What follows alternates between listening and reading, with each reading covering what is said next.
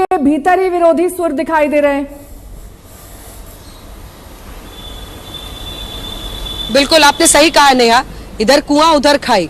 और वो इसलिए क्योंकि अगर कांग्रेस पार्टी इस न्योते को ठुकराती है तो उसको आपको चुनावी चौसर पर जो बिसात बिछाई गई है, जिसमें सब अपने अपने पासे खेल रहे हैं, उसमें आपको बड़ी तस्वीर देखनी होगी। क्योंकि 2024 के चुनाव अब 2-3 महीने दूर हैं। ऐसे में हर पार्टी अगर कोई भी फैसला लेती है तो वो चुनावी बिसात पर उनका पासा ही समझा जाएगा। तो ऐसे में 52 सीटें कांग्रेस पार्टी को 2019 के लोकसभा चुनाव में आई थी और 24 सीटें उन्हें आई थी अन्य राज्यों से और दक्षिण के राज्यों से 28 सीटें। अब कांग्रेस एक बार फिर से ये सोच रही है कि उत्तर भारत में तो शायद बहुत ज्यादा हमारा स्टेक नहीं है, दक्षिण भारत में हमारी सीटें बढ़ सकती हैं।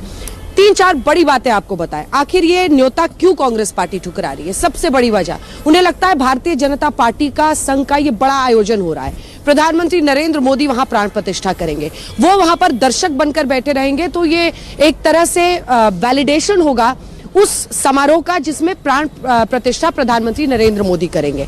यानी वो लगातार ये आरोप लगा रहे हैं कि राम मंदिर के मुद्दे को हाईजैक करने की कोशिश बीजेपी करती है। शरद पवार ने कहा, उद्धव ठाकरे ने कहा कि इन्होंने तो राम जी को किडनैप कर लिया है।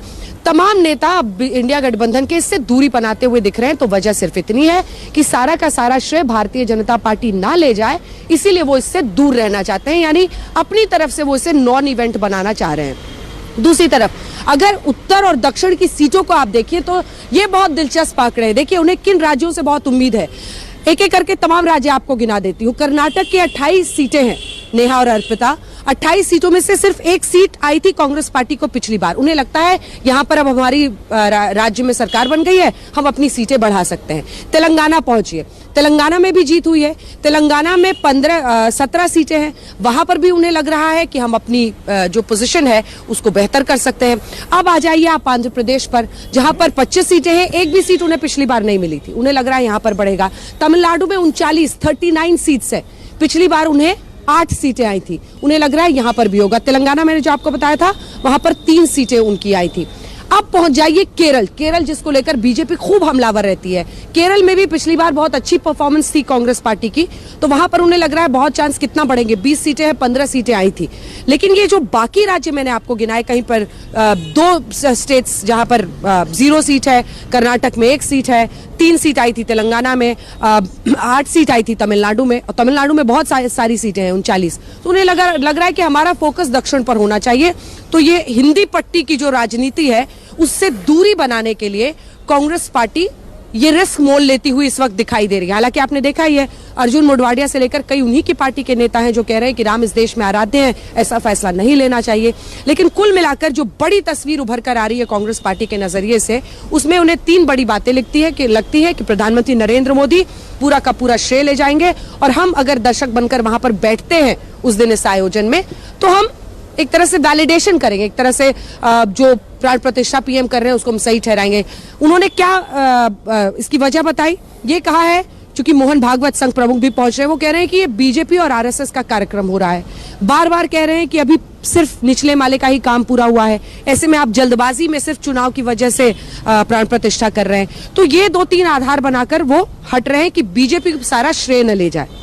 दूसरी तरफ दक्षिण भारत की सीटों पर वो ज्यादा ध्यान देना चाहते हैं। उन्हें पता है कि राम मंदिर और प्राण प्रतिष्ठा के साथ यूपी बिहार, ये जो पूरा हिंदी पट्टी है उसमें एक तरह से समझ लीजिए बीजेपी के जयकारे हो रहे हैं, राममय देश हो रहा है। उनको लग रहा है कि वहां पर तो वो फायदा ले ही रहे हैं, हमें फोकस इन राज्यों में करना है। और तीसरी बड़ी बात, जो शायद बहुत कांग्रेसी जिसके समर्थन नहीं भी करें, लेकिन एक सेक्युलर छवि के साथ वो चलना चाहते हैं। उनको मुस्लिम वोट चाहिए, और ऐसे में नाराजगी उनकी कोई भी पार्टी मोल नहीं लेना चाहेगी। अगर कांग्रेस के नेता चले जाएंगे तो एसपी को फायदा हो जाएगा, एसपी के नेता चले जाएंगे तो कांग्रेस को फायदा हो जाएगा, ममता बनर्जी चली जाएंगी तो हो सकता है वहां पर कांग्रेस को फायदा हो जाए। तो सब ये सोच रहे हैं कि जो मुस्लिम वोट है, जो ये 17-19% का मामला है, जो उन्हीं की झोली में जाना ही जाना है, उसको कम से कम अपनी तरफ करने में वो कामयाब रहे, तो सेक्युलर छवि को चोट ना लगे और जो मुस्लिम वोट है वो उनकी तरफ इंटैक्ट रहे। ये जंग तो पूरे गठबंधन में तमाम पार्टियों में आपस में लगी रहेगी, क्योंकि जिस भी पार्टी का नेता पहुंच गया राम मंदिर प्राण प्रतिष्ठा में, तो उससे वो वोट बैंक छिटकता हुआ दिखाई देगा और फिर फायदा किसी दूसरी पार्टी को गठबंधन में हो जाएगा, जैसी बड़ी तस्वीर उभर कर आ रही। नेहा, अर्पिता। ठीक है अंजना, बहुत बहुत शुक्रिया आपका तमाम जानकारी के लिए। फिलहाल जिस तरीके से ये पूरी स्ट्रैटेजी कांग्रेस पार्टी ने बनाई, नेहा देखना होगा कि आखिरकार इसमें वो कितने सफल होते हैं। खैर अखिलेश यादव को देख लीजिए तो उनको तो ये पता ही नहीं, पहले वो कह रहे हैं निमंत्रण भेजो, जब निमंत्रण चला जाता है तो कहते हैं इन्होंने भेजा वो गलत है। तो आप तय ही नहीं कर पा रहे हैं कि आपको करना क्या है। तो कांग्रेस के न्योता ठुकराने पर हमने रामलला के मुख्य पुजारी सत्येंद्र दास से उनकी प्रतिक्रिया ली। उनका कहना है कि राम का विरोध करने वाले आए या ना आए, यही अच्छा है। राम मंदिर के रथ पर सवार होकर बहुत लंबे वक्त तक इस देश में पॉलिटिक्स भी चली है, सियासत भी चली है जी। अब ये जानकारी आ रही है कि प्रधानमंत्री प्राण प्रतिष्ठा कर रहे हैं। कांग्रेस पार्टी कह रही है कि सोनिया गांधी, मल्लिकार्जुन खड़गे, अधीर रंजन चौधरी ये लोग न्योते को अस्वीकार कर रहे हैं। उनको लग रहा है ये चुनावी है। ये बहुत इस पर आपका क्या है? ये बहुत अच्छी बात है, उन्हें जो अस्वीकार कर दिया। हाँ। ये बहुत अच्छी बात, क्योंकि उन्होंने कहा था कि राम कौन है, राम काल्पनिक है, राम का अस्तित्व और राम कहाँ पैदा हुए थे, ये जितनी बातें कांग्रेस करती आई और इसी कारण उसको जब चाहती तो अपने सत्ता काल में इसको पहले ही आदेश हो जाता और रामलला का भव्य मंदिर पहले बन गया होता। लेकिन उसने राम बजाया, जब कोर्ट में चला तो कोर्ट से कोई आदेश न हो जाए, इसलिए 20 वकील ये कांग्रेस ने उपस्थित किया कि कोई आर्डर होने न पावे राम के पक्ष में। ये सारी घटनाएं जब कर चुके हैं तो किस मुंह से आएंगे यहाँ रामलला का दर्शन करने। वो जानते हैं कि हमारा जाना और हमारा अपमान है, वो रामलला का अपमान नहीं है, हमारा अपमान है, इसलिए वो नहीं आएंगे। अच्छा, और भी बहुत पार्टियों के नेता हैं। ममता बनर्जी भी कह रही हैं कि आस्था निजी मामला है, इसलिए जाने की जरूरत नहीं है। शरद पवार कह रहे हैं कि चाहूंगा भी तो चुनाव के बाद। अखिलेश यादव कह रहे हैं मुझे कोई न्योता नहीं मिला है, जब भगवान बुलाएंगे तब जाऊंगा।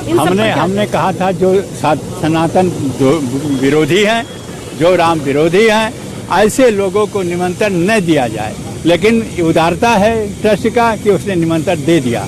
मैं तो पहले कहा था कि ऐसे लोगों को न दिया जाए, क्योंकि भगवान जो भगवान के प्रिय हैं वो अपने आप में आएंगे, और भगवान के प्रिय नहीं हैं, जो भगवान के विरोधी हैं, उनके आने की जरूरत नहीं है। शिवपाल यादव कह रहे हैं फिजूल खर्ची है। खर्ची फिजूल, ये खर्ची फिजूल है।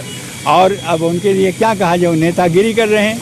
और नेतागिरी जो होती है वह झूठ पर चलती है, झूठ का पुलिंदा बांधते हैं और बाकी कुछ नहीं। मैं देख रही हूँ थोड़ा क्रोध है आपके मन में, ऐसे लोगों के लिए, अन्य लोगों के लिए वाकई है। जो हमारा अस्तित्व है राम है, रामो विग्रहवान धर्म, राम स्वयं धर्म है।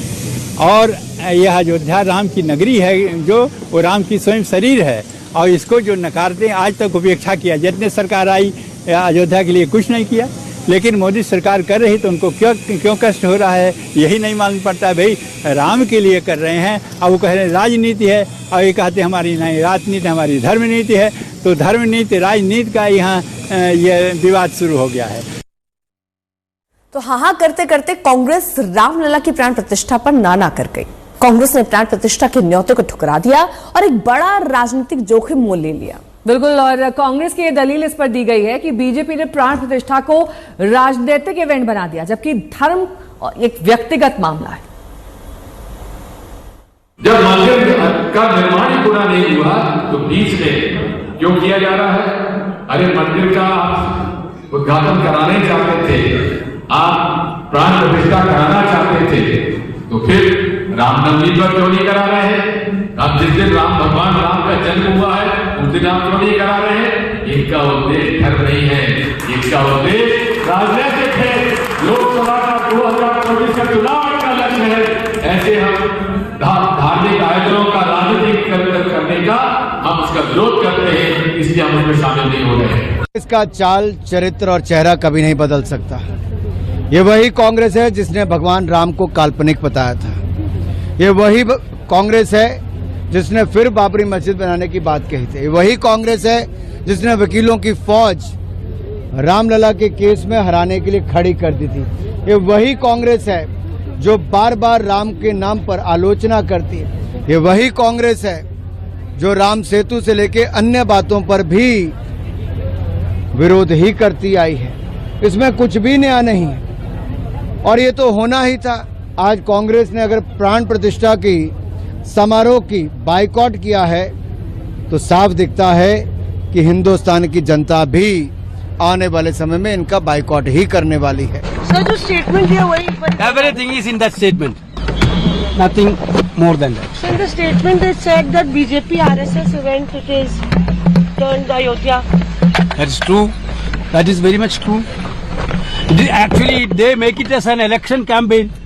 प्रभु राम विरोधी चेहरा राष्ट्र के सम्मुख प्रस्तुत हो चुका है।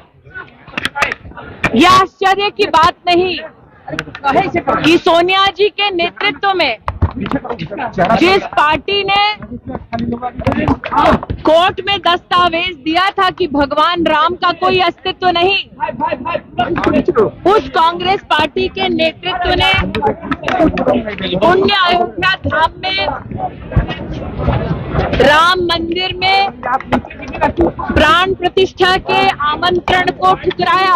इंडिया अलायंस ने सोनिया जी के नेतृत्व में, कांग्रेस के नेतृत्व में बार बार सनातन धर्म की उपेक्षा की, अपमानित किया और अब इंडिया अलायंस के नेताओं द्वारा प्राण प्रतिष्ठा के पुण्य आमंत्रण को ठुकराना उनकी सनातन विरोधी सोच को दर्शाता है।